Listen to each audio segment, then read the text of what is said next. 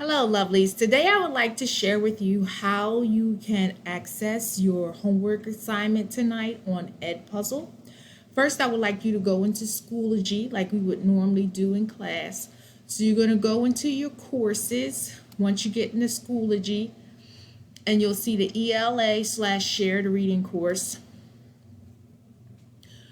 At the very top, there is a gold colored square. That is the symbol for the Edpuzzles that we're going to use this year.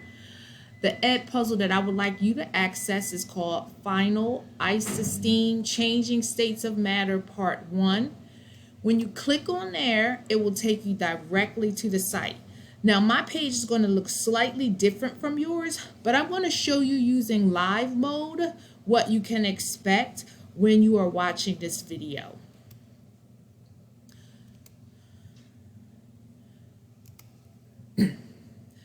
You can either hit the button right here, the white button in the center of the screen to start the video, or you can start the video by hitting the button right here.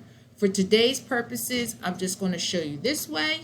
Good morning, lovelies. And then once you have hit play, you will see me down at the bottom talking and sharing, and you will see information that you need to know in order to answer the various questions that I will ask throughout this video. The questions you know are coming will be a little teardrop right here at the bottom. So let's look at one of the questions that you will have to answer tonight.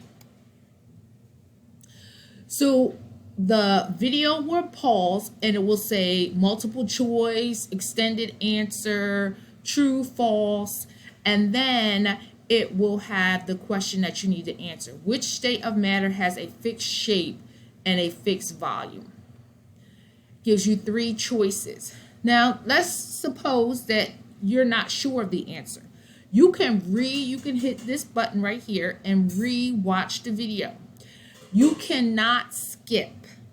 I have added a unique feature on here in which you cannot skip. So you have to pick an answer, and then once you pick an answer, you click continue.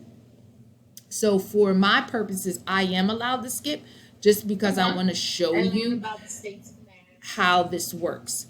Once you get to the very end, you have to complete the final question. If you do not complete the final question, then it will not enter your grade.